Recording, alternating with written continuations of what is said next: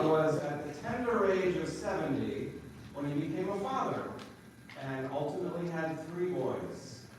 And a few decades later, when his children had already started to have children, he decided to move his whole family to a new country and start over again. And why not? He had a whole lot of living yet to do. After Terah died, one of his sons decided to leave the clan and set off to pursue his own dreams. He took his nephew and his wife and his possessions, and they set off. He was young, like his father, only 75 years old, when he made this major life change. But soon after they settled in this new land, a famine hit. And so desperate, they fled to another country and lived as immigrants. Now, his 65-year-old wife was a stunning beauty, a woman named Sarah. And for whatever reason, when they arrived as immigrants in this country, if anyone asked, he told her to lie and say she was his sister instead of his wife. And indeed, when someone saw how beautiful she was and took her to meet the king was immediately taken by her, and she moved in to live as part of the king's harem. Meanwhile, her husband prospered. He worked hard, adding donkeys and camels and servants to his belongings. But one day, the king discovered that Sarai was already married, and heartbroken, expelled the couple from his country. But they were allowed to take all their considerable wealth with them, which by this time not only included livestock, but gold and silver. In fact, they had so much stuff. He and his nephew at that point had to part ways because there wasn't enough land for both of them. But there was one thing they didn't have. They didn't have heirs for all this wealth. They didn't have children. But you know what? If Robert De Niro can become a dad again at age 79, and Al Pacino at 83, why not? Well, of course, while Sarai may have been stunningly beautiful, biologically, so she decided they needed to get creative, solve the issue. You picked up who we're talking about by this point? Yes. Sarah told Abram, now 86 years old, that he should sleep with her maid, a slave named Hagar. He did as she said.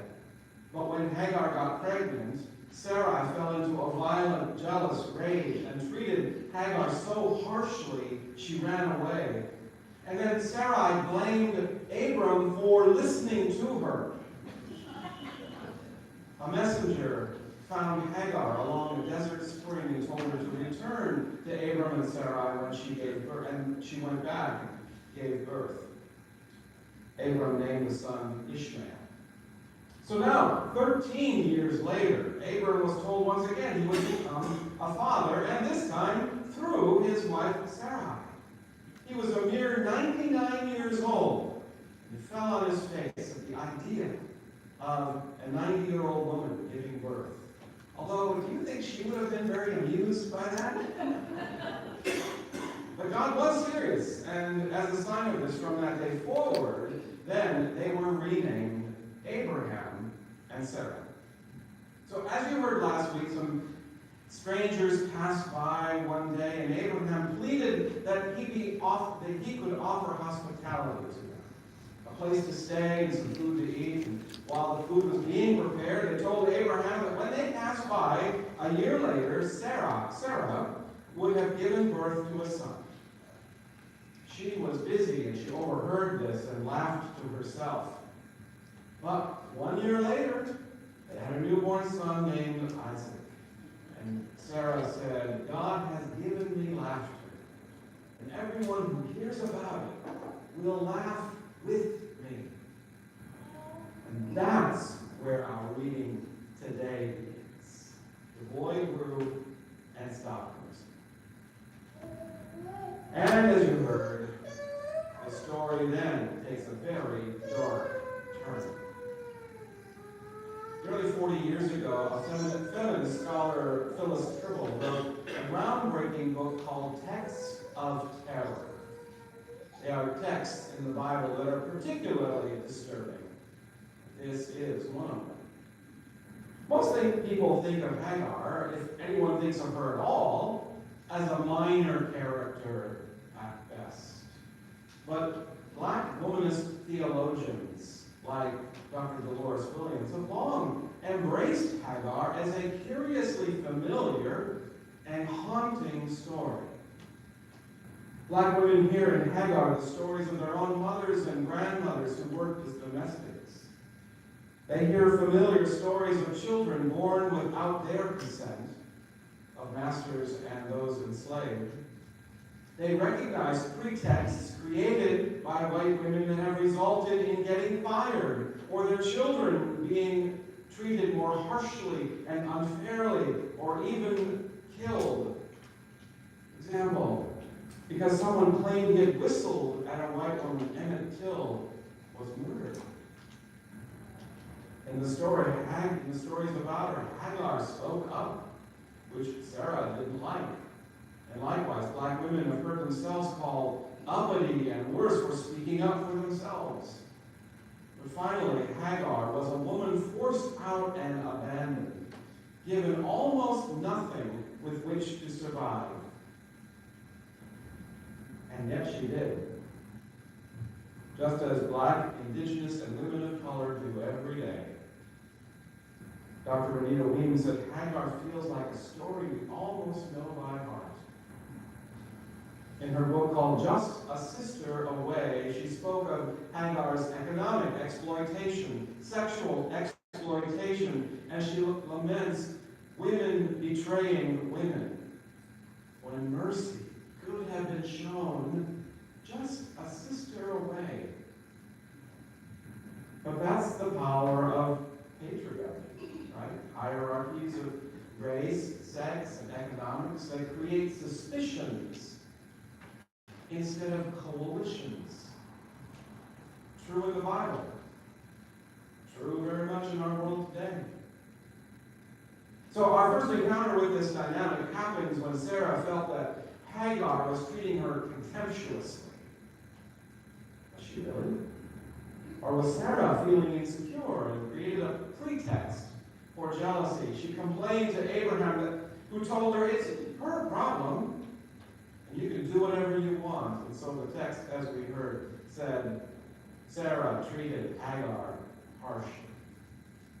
That's also known as abuse. And Hagar ran away. But this is where the text is truly terrible. An angel told her to return and, quote, submit. Then in today's text, you heard Sarah worry that Hagar's child would inherit Abraham's birthright because he is the oldest, which would normally be true, except in this patriarchy. Hagar is a slave, so the child born to her actually belonged to Sarah. And yet Sarah didn't want to take any chances, so she claimed once again and created a pretext to force Hagar to leave. She claimed that the teenage Ishmael was making fun of the toddler Isaac. And this time she demanded that Abraham do the dirty work, send her away. And Abraham agreed and sent them away with only a little bread and some water, which couldn't have possibly been enough for them to survive in the wilderness, which perhaps was the point. And sure enough, the water ran out. And eventually Hagar couldn't bear the suffering of her son, so she left him under a tree and walked far enough away not to hear his agony or see his death. But you heard how the story ends. God heard his cries and sent a messenger. Hagar opened her eyes and saw a well. Dark story. Amen? Hard to hear. And you might think, oh, it's a story where it all does work out in the end, right? And once upon a time and a happily ever after. Because after all, she revived Ishmael and he grew strong, and through him became the ancestor of all Muslims, just like Isaac grew up and became the ancestor of all Jews and Christians. As members of the three Abrahamic faiths, these are our epic origin stories, an answer to who are we and where do we come from? But wait a minute, right? I mean, what about Hagar? What's the redeeming quality for her in these stories? So Dolores Williams answered, God is about both the liberation of the oppressed as well as their comfort and survival. And sometimes the best that can come from a situation is survival. And a story in which someone as far out on the margins as Hagar survives is liberating. As William said, sometimes all we need to know is that God is with us in our struggle. Not why God has not taken us out of it yet. And that is true.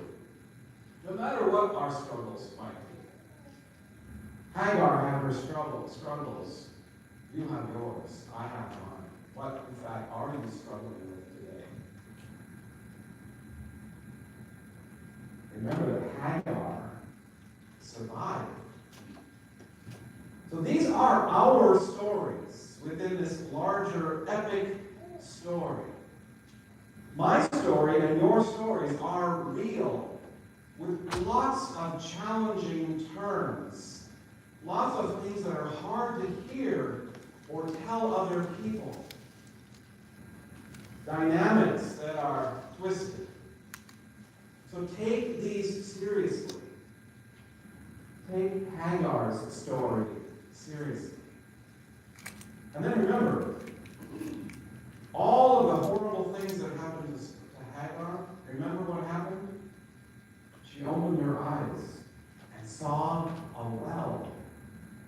She quenched her thirst and survived. So I wonder, was the well there the whole time? Did it just magically appear? Or are we sometimes so consumed by something that we don't see what is right there in front of us? You know, maybe it's grief, or are we sometimes so busy that if we look right in front of us, we look right past what is there? Or sometimes we can be so mad, can't see straight, or we're so hopeless, we can only look down and not forward if only we lifted our heads. And there, hope. Like the well, God put it there. Hope. Put it in front of us, puts it in front of us every day. And whether we see it or not, like the well, hope is always just there waiting for us to discover it. We are the descendants of Hagar and Abraham and Sarah, all of whom persisted. And you know what? Some days that is simply enough. Actually, not simply enough. Persisting is fantastic. Through what you've been through what I've been through, to say we persisted, like the words of the song, you can take everything I have. You can break everything I am, like I'm made of glass, like I'm made of paper. Go on, try to tear me down. But I will be rising from the ground like a skyscraper. I will be rising